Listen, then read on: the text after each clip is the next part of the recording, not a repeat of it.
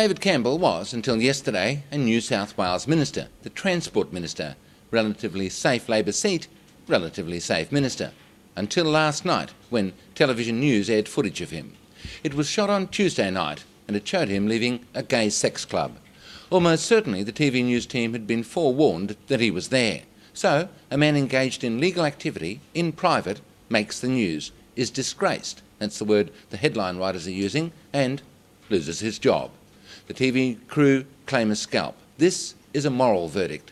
Campbell's behaviour had nothing to do with his ministerial responsibilities, nothing to do with whether the trains ran on time or the roads were safe. There's no allegation that he broke any law, abused any public privilege.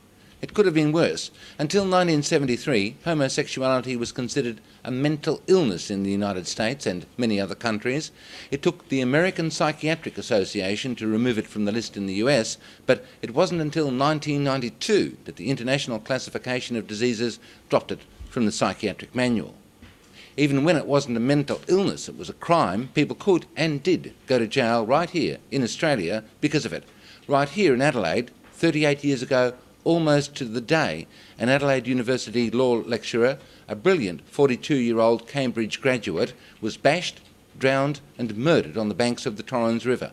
And the culprits, the murderers, were almost certainly the police themselves. If you think there's gender equality, think again. The Australian Sports Commission announced this week that homophobia is still so rife in sport that the Commission's had to team up with the Equal Opportunity and Human Rights Commission to address homophobic attitudes and behaviour. Yesterday afternoon was the release of the first comprehensive survey on the issue. Sponsored by the Victorian Health Department, it found that discrimination and abuse is still widespread. Department Chief Executive Todd Harper said yesterday that, and I'm quoting, "Not only is discrimination illegal, it is deplored by all fair-minded people." And last night, Channel 7 airs some footage and a minister resigns. Fair-minded people, apparently, aren't always easy to find.